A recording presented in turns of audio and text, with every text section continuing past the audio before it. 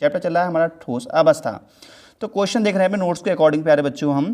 Question है तत्व B के परमाणुओं Sp जालक से बनता है और तत्व ए के परमाणु 2/3 चतुष्फलकीय रिक्तियों को भरते हैं। ठीक है प्यारे बच्चों, तो ए और बी तत्वों द्वारा बनने वाले यौगिकों का अणुसूत्र क्या होगा, ये हमारे बताना है यहाँ पे अणुसूत्र क्या होगा। ठीक है, तो प्यारे बच्चों मैं आपके लिए एक बात बता चुका हूँ, नोट्स करके मैंने लिखवाया था पिछले लेक्चर में।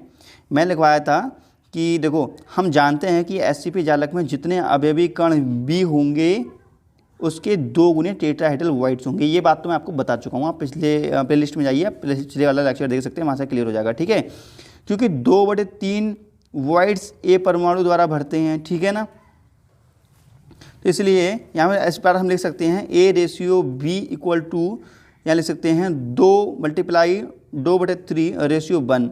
अब यहाँ ऐसा क्यों लिखा है हमने, क्योंकि देखो मान लीजिए हमने यहाँ पे b की वैल्यू कितनी ले ली है प्यारे बच्चों, देखो ध्यान समझो। b की वैल्यू मान लीजिए यहाँ पे मान लीजिए 1 मान लिया हमने। ठीक है, तो यहाँ पे कितना लिखना है हमारे 2 गुना, क्योंकि b क्या है, b का यहाँ पे हमें कितना लेना है, यहाँ पे हमें a लिखना है 2 गुना, तो हमने 2 गुना ले लिया है। ठीक है, तो 2/3 का 2 गुना हमने यहाँ ले लिया है, तो 4/3 आ जाएगा रेशियो 1। तो A/B इक्वल टू 4/B, तो ये कौन सूत्र हो जाएगा A4V3। तो प्यारे बच्चों मुझे उम्मीद है कि ये आपको समझ में आया होगा, ये न्यूमेरिकल मैंने कैसे कर दिया है। ठीक है, तो आप इसको अपनी कॉपी पे जरूर नोट कर लेना और 1 से 2 बार इस वीडियो को देखो, आपको जरूर समझ में आ जाएगा। ठीक है प्यारे बच्चों, तो नेक्स्ट है पैकिंग फ्रैक्शन या संकुलन क्षमता। तो पैकिंग फ्रैक्शन क्या होती है, संकुलन क्षमता क्या होती है, तो इसको जानो जरा। ठीक है, तो इसमें लिखा है किसी क्रिस्टल में यूनिट सेल किसी क्रिस्टल में यूनिट सेल में गोले द्वारा घेरे गए स्थान को पैकिंग फ्रैक्शन कहते हैं। कोई भी क्रिस्टल है, ठीक है, किसी भी क्रिस्टल के, जैसे कोई भी क्रिस्टल है प्यारे बच्चों, किसी भी क्रिस्टल के, यहाँ के रखो, किसी भी क्रिस्टल के ये यूनिट सेल में जितने गोले रखे गए हैं, ये गोले रखे गए हैं। ठीक है, अब जितने ये गोले स्थान घेरते हैं उस स्थान को हम क्या कहते हैं, PF कहते हैं या पैकिंग फ्रैक्शन कहते हैं। ठीक है, अब हम देखते हैं पैकिंग फ्रैक्शन कितना, ये याद कर लेना, बहुत इंपॉर्टेंट है, ये याद कर लेना। क्या करना है, इतना याद करना है, याद। ठीक है, पेपर में आ सकता है ऑब्जेक्टिव में। तो unit cell, simple cubic unit cell के लिए जो है 52.4% PF होता है। ठीक है, तो ये सारे PF याद कर लेना, मैं जो लिख रखे हैं यहाँ पर।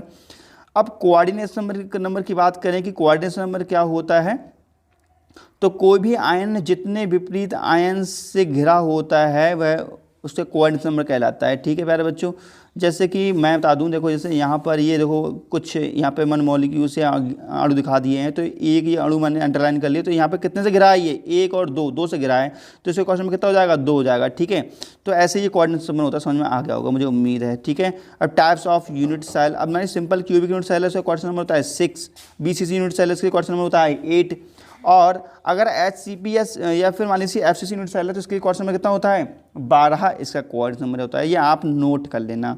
मैं आपको ये फेस वीडियो क्यों नहीं दे रहा हूँ, ऐसे ही दे रहा हूँ क्योंकि प्यारे बच्चों ये ज़्यादा समझने वाली चीज़ नहीं है, ये याद करने वाली चीज़ है, इसलिए मैं आपको ऐसी वीडियो ना दे रहा हूँ और आप इसको नोट कर लेना। ठीक है, तो ये आपको लिखने के हिसाब से था, इसलिए ऐसी वीडियो ना रहा हूँ आपके लिए मैं।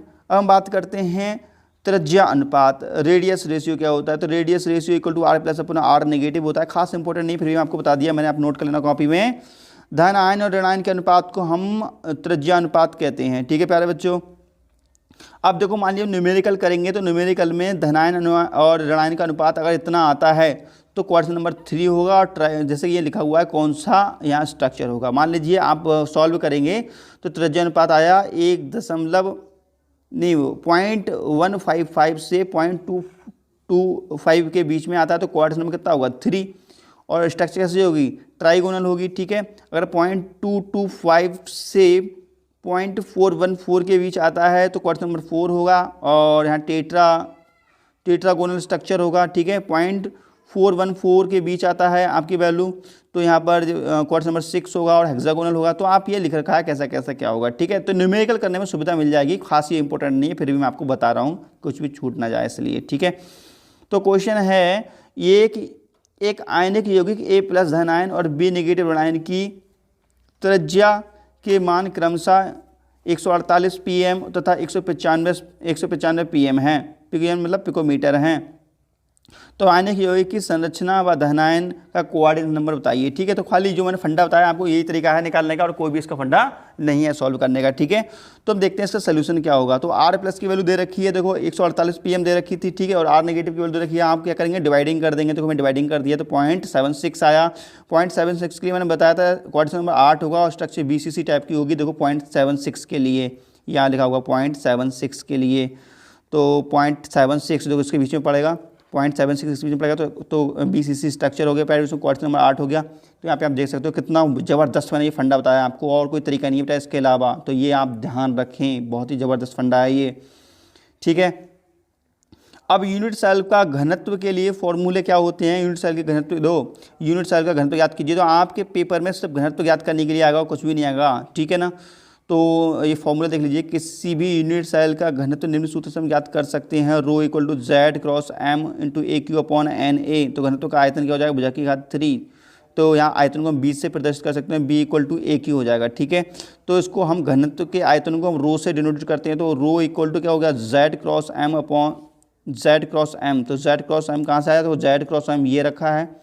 ठीक है, और AQ का मतलब क्या हो गया, B हो गया। AQ जहाँ पे क्या हो गया, B हो गया। तो यहाँ पे मैंने B लिख दिया यहाँ पर। और NA क्या होता है, आवर्त संख्या होती है, इसकी वैल्यू होती है 6.6 गुणा 10 की घात -34 ऐसी होती है वैल्यू इसकी। ठीक है, तो यहाँ A बराबर लिखा है कोण एड्ज की लंबाई सेंटीमीटर में, और घनत्व ये लिख रखा है प्यारे बच्चों। ठीक है, आप नोट कर लेना फिलहाल जो मैं लिखवा रहा हूँ आपके लिए, मज़ा आएगा पढ़ते हुए, सारी चीज़ नोट कर लेना। अगर कहीं पे एंगस्ट्रॉम में वैल्यू दी हो तो उसको हम 10 की घात -8 लिख दें, सेंटीमीटर में चेंज हो जाएगी। पिकोमीटर में दी हो तो 10 की घात -10 लिख दें, तो ये सेंटीमीटर में चेंज हो जाएगी। और 10 की घात -12 लिख दें तो ये मीटर में कन्वर्ट हो जाती है। प्यारे बच्चों, ये जेड के मान आपको पता होने चाहिए। जेड के मान मैं निकालना सिखा चुका हूँ, फिर मैंने यहाँ शॉर्टकट में लिखवा दिया है। सिंपल क्यूबिक के लिए 1 होता है, BCC के लिए 2 होता है, और FCC के लिए 4 होता है जेड का मान। अब आपके होते हैं न्यूमेरिकल स्टार्ट। तो प्यारे बच्चों न्यूमेरिकल देखते हैं। तो प्यारे बच्चों ये न्यूमेरिकल जो है आपके बहुत ही ज़्यादा इंपॉर्टेंट है। तो ये आपको हो सकता है समझ में नहीं आया, ये मैं बताऊंगा आपको बोर्ड पर फेस वीडियो में। तो नेक्स्ट लेक्चर का आप इंतजार कीजिए, जल्दी आपको मिलने वाला है। ठीक है प्यारे बच्चों, कमेंट्स कीजिए आपको वीडियो कैसे लग रहे हैं, इसको लाइक कीजिए, शेयर कीजिए, चैनल को सब्सक्राइब जरूर कर लीजिए। मिलते हैं नेक्स्ट वीडियो में, तब तक नमस्कार, जय हिंद, वंदे मातरम।